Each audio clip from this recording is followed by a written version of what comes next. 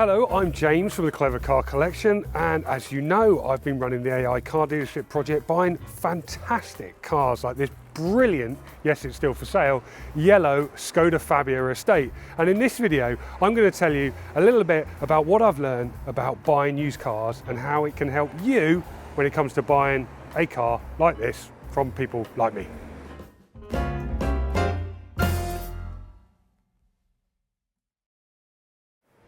Now, buying used cars is actually the hardest part of the Clever Car Collection. Well, so I've certainly found it. Selling cars I've actually found pretty easy, and it's because finding good quality ones with good service history like this Skoda, ones that have been well looked after by the previous owners, is actually quite hard work. Number of cars I've seen online that have got hidden problems, that have got poor patchy service history or simply haven't been serviced at all, is actually, there's been a huge number of those. I've quickly realised that people sell their cars for lots of different reasons. They might be getting a new job and they need a car to travel longer distance. Their family might be getting bigger and they might need more space in the back for their car seats. But also, they might be selling them for other reasons, like the fact they're starting to experience problems with the car. The brakes might be going, they might have heard some weird noises under the engine, stuff that's going to be very expensive to fix, and the sort of problems I don't want to be buying. So what I've learned is there are ways that you can check for these things, and there are some simple things you can do in advance of going to see that car to help protect you.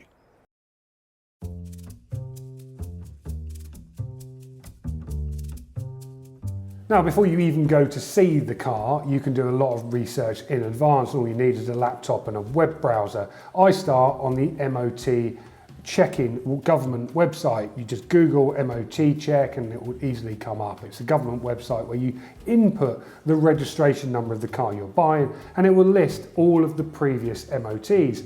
What I'm looking for there is some clues as to how the car's been looked after, and importantly, if there's any problems with it on the most recent MOT. They will list what's called advisories, and these advisories are the views of the MOT tester, but they might give you some clues as to problems that then may be there with the car. So use this time to check for stuff, do some research, do your detective work, and write some notes of things that you want to ask that owner when you go and see the car.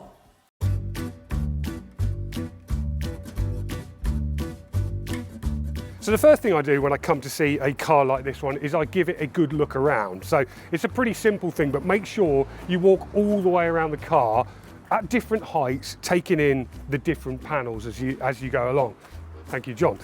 So I walk around, what I'm looking for is any dinks, any chips, any little scratches in the paintwork. You see there's a little chip there that's on this car. I'm looking for scratches on the alloy wheels, the sort of things that might be expensive to fix, but also will give you any signs of crash damage. One of the things that is you really need to carefully check for is panels that are slightly different colours. So one of the cars that I bought was a Nissan Duke. When we got there to check the car over, the front and rear bumpers were completely different colours, and you could tell they'd been resprayed because they had chips in them, and underneath the white paint was the red paint that they'd taken from these bumpers from the donor car. So obviously this car hasn't got anything like that, but it's the kind of thing that I'm checking for as I go around. You want to check all of the wheels all the way around. We won't go around there, it's a little bit tight. But on this side, I'm also checking tyres. Now, a simple check for the tyre tread depth really is use your finger. You know, if you can put your finger in there and you've got a decent amount of depth, it is above the legal limit. The legal limit is 1.6 mil across the entire tyre. And what you'll have on tyres is little wear bars. And you can find these in the, can't find one now. If that is level with the rest of the tyre needs changing. I mean, tyres on different cars cost different amounts of money depending on how much you want to pay for them. But I mean, these ones got pretty decent tyres on and they're reasonably expensive to change. So you want to bear that one in mind.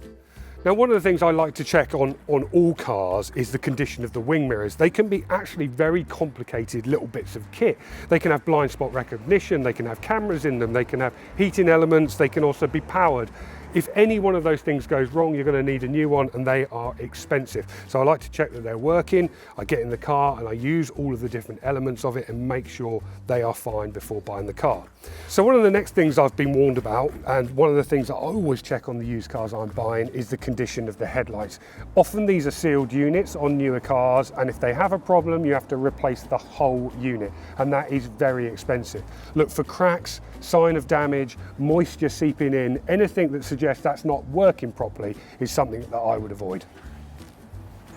So when I'm doing these checks, the other things I want to see is to make sure it's got 2 keys. Keys are very expensive to replace depending on what car you're buying, but always try and buy a car with 2 of them. Would I walk away from a car with crash damage? If I'd seen some panels on here that had been repaired, it all depends on how good that quality of repair is. But I would make sure the price I offered that customer, the price I paid for that car, was in line with what damage I had seen.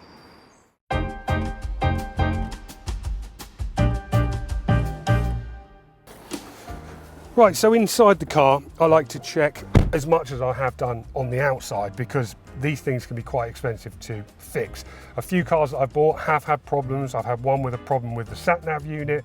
I've had another that had a problem with a blower, and it's only because I didn't turn the heating system on when I was test driving the car that I didn't realise that was an issue. So first thing you do, jump in, start the car up, and check that there's no warning lights on the dash. Turn the radio off. This one, there's no warning lights at the moment, so all good. When you're in the car, you've checked that there's no warning lights. I just work through methodically all of the systems. Firstly, make sure the aircon system works and it blows cold. Basically, when you're in the car, use all of the things that you will be using when you own the car or when your next buyer is going to be using that car. So just check that it's working. Check that the flaps are operational. Check the flaps are operational. Check the flaps. Flaps operational. Flap is working. Make sure that the windows go up and down. Make sure that the mirrors power in and out and that they are working correctly. It's those simple things that you can check when you're in the car that can be very expensive to fix if you haven't.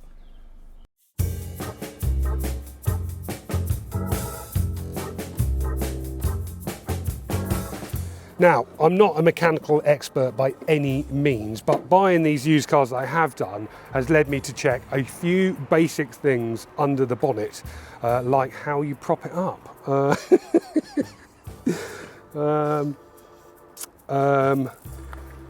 Thank you, John.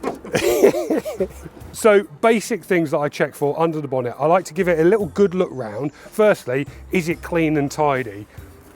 Not particularly this one, but those are the sorts of things. Has it had any recent signs of any work being done on it? Check that the battery connections have been done up and are tight. There's no loose wires anywhere. Anything, if there are problems, they're quite hard to know if you're not a mechanic, but they do sort of spring out. If plugs are unplugged, if there's things that are not quite as they should be, you will sort of see it. Check the oil cap. So take this off using your brute force. And look for any horrible slushy white marks. You can see actually there, zoom in John, zoom in. The oil is actually really nice and clean. So that's what you want to see, clean oil, nice and good signs of recent changes. And do it back up, using strength. I'm struggling there, John. No, I've done it. I was doing it the wrong way. You can see there the oil filter is near enough brand new, has recently been changed. How can you see that from the outside of the oil filter, James? It's brand new.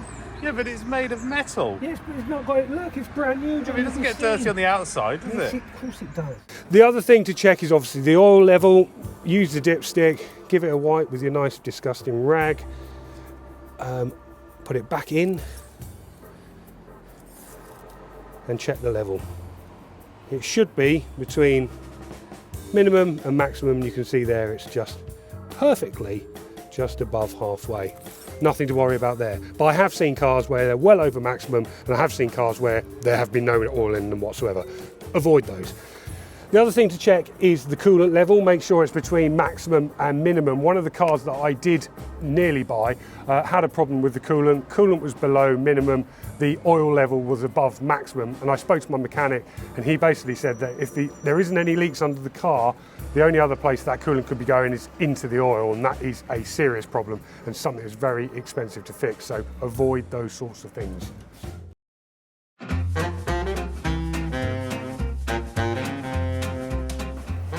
The other thing to do when you're looking around the car, inside and out, is speak to the owner, have a chat, ask them some questions, find out firstly why they're selling the car. There might be a genuine reason, but sometimes the stories don't always add up.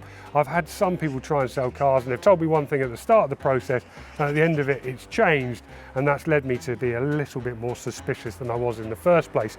You're looking for them to be the sort of owner that you'd want to buy the car from, the sort of people who talk about where they get it fixed, how they've spent money on the tyres, how they've looked after it and loved the car. If they've done that, chances are it will probably be in pretty good shape.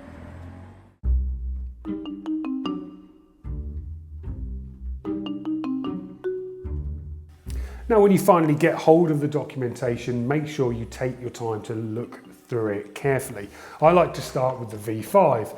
You're checking, obviously, the registration matches on the car. I have bought a motorbike in the past where it didn't. You need to check that the name of the person that's listed on the V5 is the person you're buying the car from. It's not unusual to ask them for ID to prove this. Don't be afraid to do that, because you want to make sure those checks are actually accurate.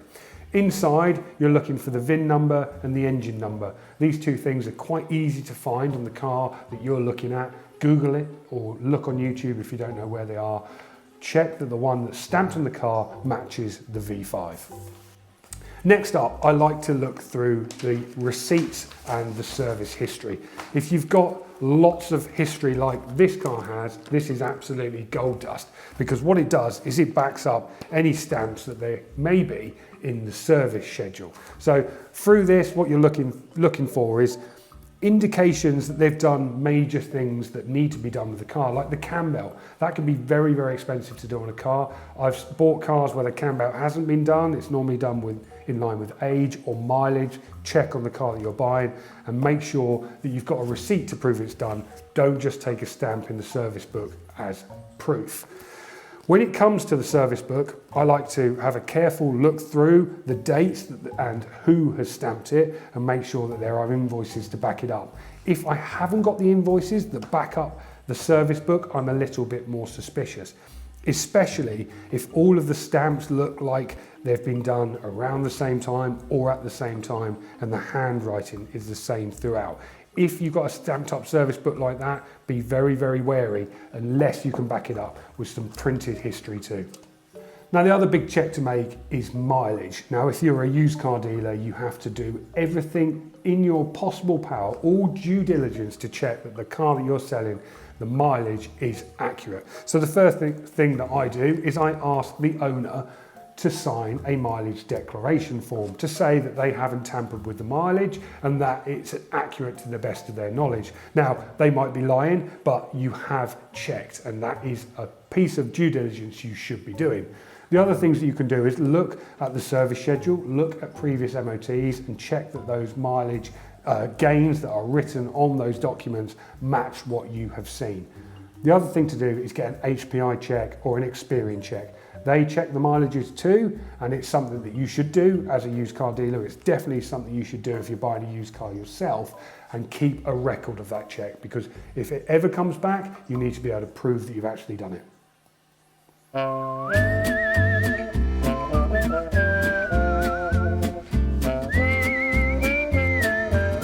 So when I'm out doing a test drive, I'm checking for a number of things, but I like to think about them carefully before I get in the car to make sure I remember them all. So I start with simple things like the steering. Is there too much play in it? Can I feel a wobble at high speeds? I bought one car that I only noticed all of the wheels needed balancing when it was over 70 miles an hour. So make sure you do a test drive on normal town roads like this, but also on motorways too. Do a variety of different roads to check for those things. As we're driving around, the things that I'm listening for are unusual knocks and sounds that might indicate issues. A number of cars I've bought have had problems with the brakes. Not uncommon for brakes to be worn, but you'll hear a grinding or a graunching noise from the brakes. Drive around with the radio off for a start and listen. Just listen carefully for any weird, strange noises. Another thing to check out while you're on the test drive is make sure all the lights work, make sure the switches are functioning as they should be, and if it's got any optional extras like cruise control or similar, something that this one has got, check that it works on a motorway or on a faster road. Check that it is actually operating as it should be. Operate all of the things that we've already checked in the interior, but while we're out on the road, it's a good opportunity to check the heater blows cold and hot air, that the aircon is working correctly, and have a play with the media system. When you're on the road test, check the gearbox too. Accelerate hard in the different gears. Make sure it doesn't jump out, there's no unusual noises. Gearboxes can be very expensive to fix, especially on automatics, so make sure you check that and check it carefully. And you can only do that on a test drive at different speeds and on different road types, so make sure you check it carefully.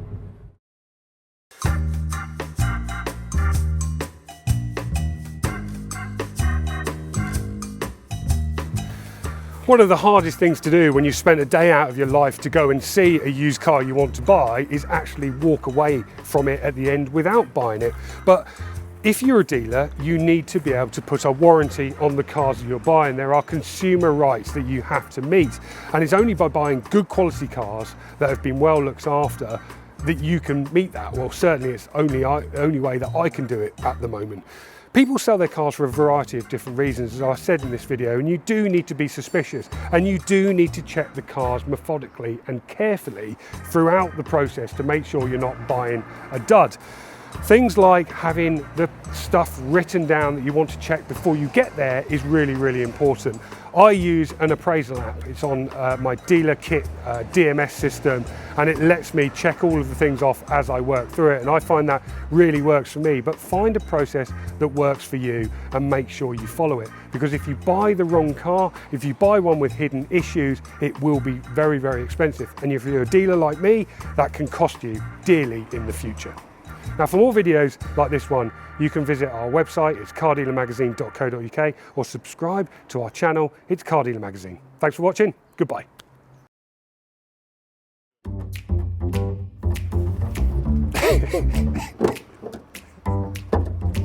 Good job. Lovely. See why I sell them and not fix them, can't you?